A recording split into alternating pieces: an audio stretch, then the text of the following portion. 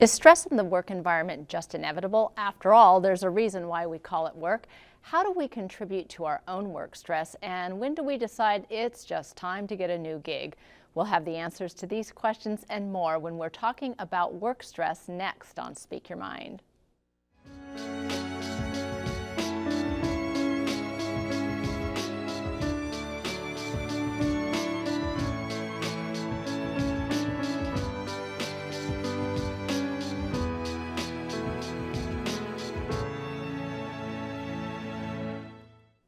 Welcome to Speak Your Mind. I'm Dr. Carolyn Phelps, licensed psychologist with the Human Development Center.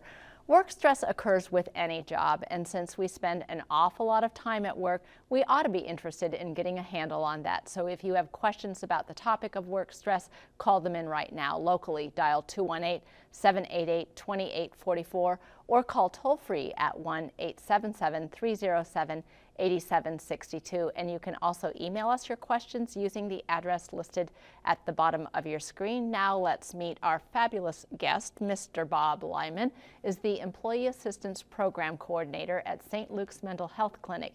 He established the first Employee Assistance Program at St. Luke's Hospital 26 years ago. Thanks so much, Bob, for coming and talking about this. It's really a huge topic. And last week we had a topic, a 3-hour topic that I tried to cram into 26 minutes, and that's probably the same thing this week. So get calling in those questions real quickly. So in talking about work stress, maybe a good place for us to start would be talking about the sources of work stress that we see on the job. I think sometimes the number one source of work stress may come from internally. It's perception. It's how people perceive things. Although, I mean, if you look at what we went through today trying to get to work on time, the environment is a process that we have to go through that causes us stress. Anytime it changes our routine, we get stressed. And I think in the workplace today, it's going faster and faster. I was telling my wife this evening, you have your cell phone, you have your email, and then you get to work and you have your voicemail on your regular phone. And by the time you take care of all that, it's 9 o'clock in the morning and you're going to see your first client or whatever you're going to do in terms of work. So there's a number of stress factors at work that are already built in, and I think that the change has gotten faster and faster and people have a hard time adjusting to it. Let's talk a little bit about that first thing that you mentioned, which I think is wonderful, and that is our perceptions of our work, or our perceptions of the events that happen at work, our perceptions of other people at work. Talk a little bit about how that might be one of the largest source of stress. Well, I sometimes talk to clients about the stress of a non-event, that we worry about what may happen, and it never does. And so those issues tend to build up, and if we're not realizing what we're saying to ourselves internally, it's irrational self-talk.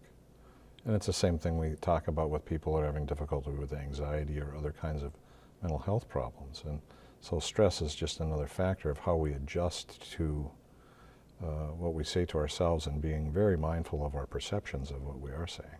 The story that we're telling ourselves. And I would imagine that in a work environment where maybe there's a lot of change in the work environment, or there's maybe some organizational change, that fear of what may be can really occupy a lot of people's minds then. I think that's the number one thing I see sometimes in the employee assistance program, is that people their perception of what's going to happen, and they get fearful because there's a major change coming, a new software program, a new CEO, a new, some other new program is going to be put in place, the change from what they used to do. And that change, as I said, is going and becoming more rapid. And they become uncomfortable with that because they become comfortable with the way of things are done. And that uncomfortableness feeds over into their stress. And I would imagine too, in some of this sort of ever-changing work environment, we want to feel competent and confident in our jobs. Or perfectionistic. Or we want to do a perfect perfectionistic. job. We want to please. We want to be people pleasers, and so those all come into play. Wanting to please and be shown in a good light, and that's part of what causes the stress. Also, is we can't be perfect. That we're going to make mistakes, and then of course the change comes on. The faster it goes, the more difficult we have to adjust to it. And just as we try to adjust to that change, another change comes, and it keeps going and going and going. And if we don't learn how to stop and calm ourselves and be resilient to that kind of change, it can cause some major damage, not only from a mental health point of view, but physically. You've heard all of the things they talk about, that stress affects our body in a physical way too. Right, and it is that whole mind-body connection, right? That people have more headaches, high blood pressure, affecting other autoimmune diseases that they may or may not have.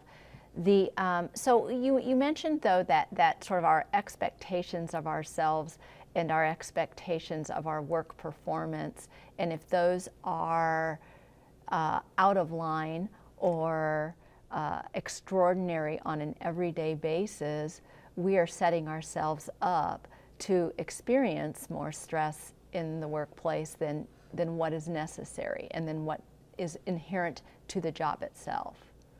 That perfectionism is a killer. I mean, you have to really be realistic and look carefully at your view of the situation, and then that's the point of that you decide what type of action. I always call it the sacred pause. I'm trying to remember the person. There's a therapist that used to call it the sacred pause. That's Tara Brach. Tara Brach. I love her work in that you take a moment to look at the situation before you believe what you're saying to yourself. And there are thousands, maybe not thousands, but there are a lot of pieces of self-talk that come in to our minds that probably are not rational. And so you try and filter that during that pause. And I like the idea that we would even have in our own mind, because I don't know that everybody has that in their own mind, that every thought that comes into my head is not a rational thought.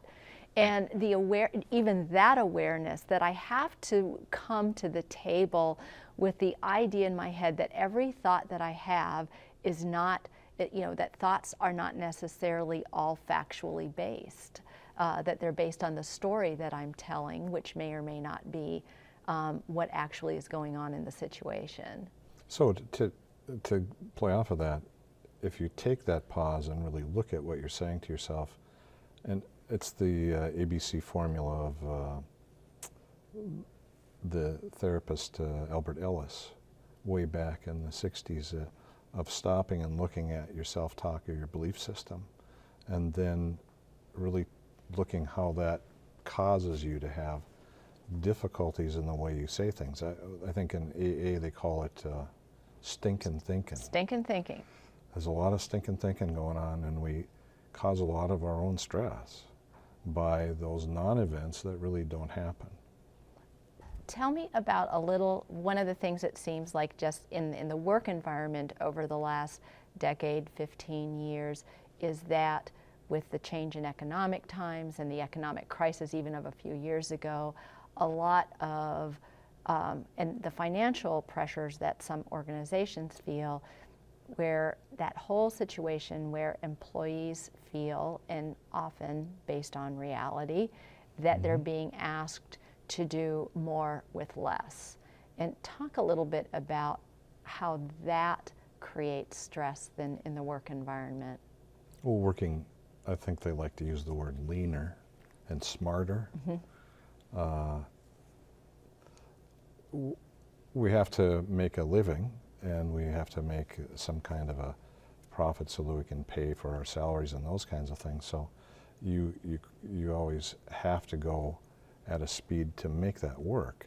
But then if someone's laid off because they can't afford to pay that person, then you have to take over that job, and then things go faster and you work harder and you work harder. But at what point is there a point of no return? Or the diminishing point of return, right? Yeah. So you have to weigh that yourself and understand that that's how you work. And if you've got someone that's pushing you that says you have to do more, you have to have the ability to have the self-esteem to confront that. And that's very hard for a lot of people to do because they're fearful that if they confront their boss about they just can't do that much anymore, they'll get fired or there's somebody in the wings waiting for their job. That's a tough place to be. And so I think there are a lot of people that work out there now that believe that they better not say anything because if they do, there's someone that's waiting and they're younger and faster and brighter and they'll take their job and that'll be it. And they'll be out on the breadline. And so what do you say to somebody like that? Because you see a lot of people through the employee assistance programs. And what do you say to somebody who comes in and says, I don't feel I can talk with my boss. I feel like that might put my job in jeopardy. Well, I want to know what their that may be true. I don't know.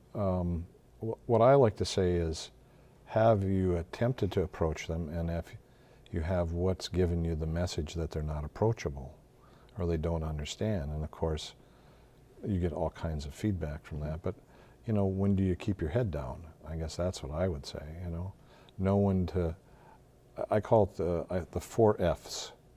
Know when to fight, know when to flight or get out, know when to freeze and don't say anything, but also know how to use all 3 and go with the flow, and know how to use those in an interactive way so that you can remain at a job and maybe look for another job and be able to go with the flow and change. And that 4th one that we don't hear a lot, the go with the flow one, and using that ability to use all 3 and see them as skills that you can use rather than as reactive responses that we have to a situation. The flight, fight, freeze, that all seems like sort of lower order skill compared to that flow skill that you just mentioned, which is, that's the finesse skill.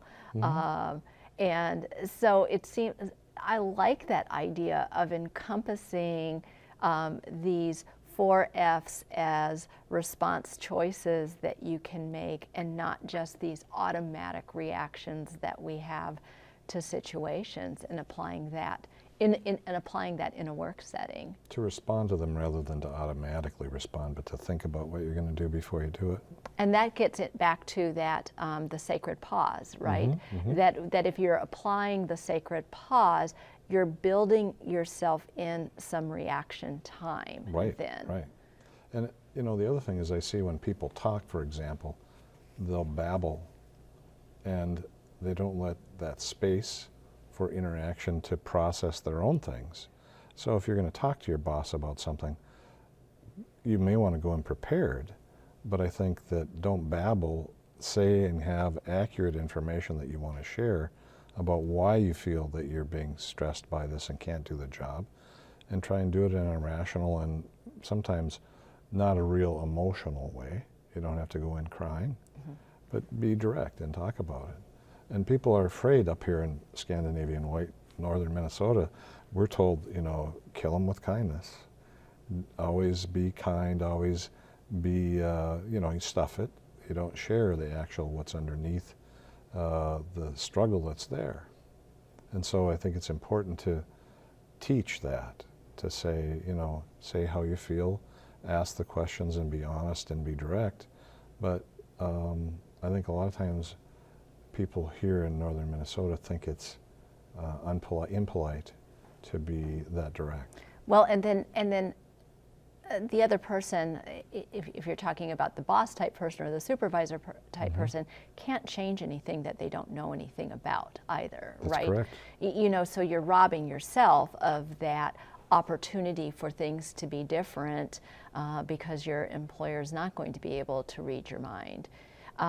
We're talking a little bit here, we've sort of delved into relationships in the workplace, and there is a woman from Duluth called in to say, what is the best way to deal with negative people at work? And I think we see this a fair amount in some work environments where certain work groups, one of the ways in which they socialize with each other is to do an awful lot of complaining. And so what is the way that you would suggest that when a person is caught up in a work environment where that is the social norm of the work environment, of how do you deal with that? I think of Eckhart Tolle, the pain body, the power of now. He talks about the pain body, and that negativity is, it becomes almost contagious. And to be mindful and aware of it and to not feed into it is very difficult to do. But also I think that I tend to not want, I tell people to stay away from it. I also see people that are complaining or suffering as teachers. What are they trying to teach me? And in that particular case, are they teaching me that isn't the way I want to present myself as a complainer, as a whiner, or someone who's suffering? So that's kind of the way I would approach it. I think that there's, you know, I certainly have been in those work situations, and I've handled that by saying to other people, I'm not the person that wants to listen to this, and being very, very clear about that. And my own experience is that I wasn't ostracized from the group, but I also wasn't the person that had to listen to all of that. Right, that right. worked for me then. And that's a good technique. I think the other technique that I like to use is, I've been caught in negative conversation, and then all of a sudden I realize what I may have said about someone else while they were even present. And you have to go back and apologize, to have the courage to say, you know, that wasn't appropriate to say those kinds of things, and to have the courage to do that too. We all get caught into these kinds of things and are unmindful about some of the things we say about other people at work. I'm thinking of a fellow by the name of Dr. Forney from Johns Hopkins University. Talks about civility and how to avoid some of those kinds of things that cause that kind of behavior in the workplace. I think the Duluth Foundation, the Duluth Superior Foundation, had done, you know, speak your mind, speak your piece. It did some things about that, about being inclusive and trying to be courteous and be kind to people in the workplace. And sometimes when we get really, really busy and we're feeling that we're stressed by all the things that happen in a busy workplace, I think the first thing to go is our compassion and our civility for our coworker. That's the tough part that I work with. The other thing I work with on a daily basis is to help people understand that sometimes there are things that go on in the workplace that are out of their control and that are out of my control, and that they have to learn how to be resilient themselves. Let's talk a little bit about that notion of being resilient in the workplace, and how the present day workplace calls upon us to be resilient, and the advantages of being, you know, how do we even go about doing that in the workplace? Viktor Frankl's book, Man's Search for Meaning, he said that you could take away everything in a prison camp, everything. Your food, your clothing, your shelter, almost your total humanity. But there's one thing they can't take away from you: your attitude, how you see things. So resiliency, I believe, is based on, again, we get back to this whole idea of how we see things, how we perceive them. The resiliency is to make sure we have the right view of the situation. And, you know, I say on the show all the time that a notion of that, which is the flip side of the same coin, that life is 10% experience and 90% what you do with that experience. I think that's what you're talking. That's exactly what I'm talking about. That's what you're talking Yes. about there. A woman from Duluth, this is kind of going back now, because you mentioned technology, and that all of the ways in which, when we were talking about sources of stress in the workplace, all of the technology that we have available to us that's supposed to help us do our job and be more efficient and more productive and more effective, but also can sort of feel like shackles and chains from time to time. And a woman from Duluth called and said, I'm in my 40s and I just feel like I can't keep up with all of the technology changes. Talk a little bit about what you've noticed different, say, in the last 10 years working with people with work stress relative to when you started that first EAP program, and the technology was that was a different technological world back then. Everything was written cursive by notes. It's gone from that to a computer-generated dictation program. They've gone from, I remember the first computer we ever bought, and now everyone has a computer. iPads, cell phones. I remember the cell phone, it was a giant one, and now it's right here, or you can get it right in your ear. The technology is wonderful in some ways, but it also takes up a lot of our time in learning it. And how many software programs have you been through in the billing processes, or the accuracy and to look at all the different things that go on in a mental health clinic and how you keep track of that? How many software programs have you tried to learn? I know of about maybe 4, maybe more. Well, and right, I think when the technology was a pencil and a paper, that just stayed the same and stayed the same. For a long time. And there weren't updates every 6 months. And people talk about, you know, I got to work and I had 400 emails waiting for me, or I can't not look at my emails on the weekend because that's the time when I catch up on my emails, and I don't want to start my Monday out already behind. So you start your Sunday afternoon under stress of all the emails you have. Right. That doesn't make any sense either, does it? So we're going to be running really short on time really soon, because time goes by fast.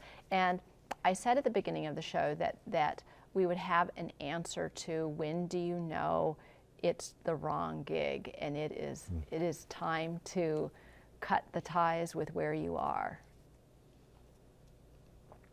That's probably one of the most difficult questions. Are you happy with what you're doing?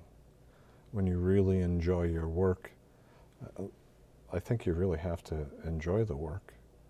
At least I do. And I don't know that it's, you know, I don't get up in the morning and do the jig. But I think that you have to really want to do the things that you're doing in terms of work.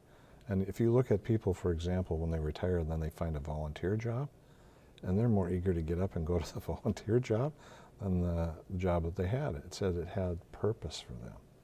So when you start feeling like a job doesn't have a purpose for you, when you have a hard time getting out of bed because you just don't want to go, if while you're there you get a headache every day and you have to come home and debrief yourself from the stress that you felt in that day, then there's something wrong.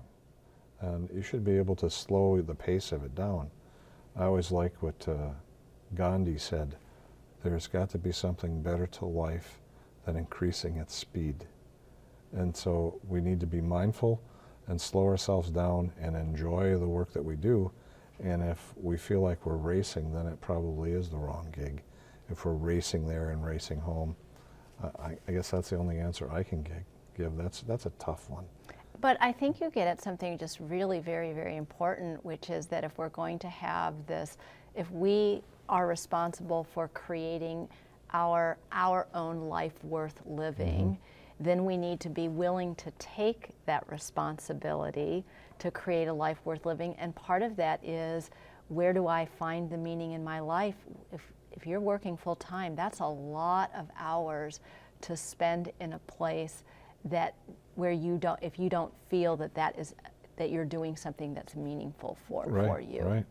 And it seems like that would be hard then to fold that into a life worth living. And so you called it a hard answer, but you gave a wonderful answer. Thank you. A wonderful answer to that.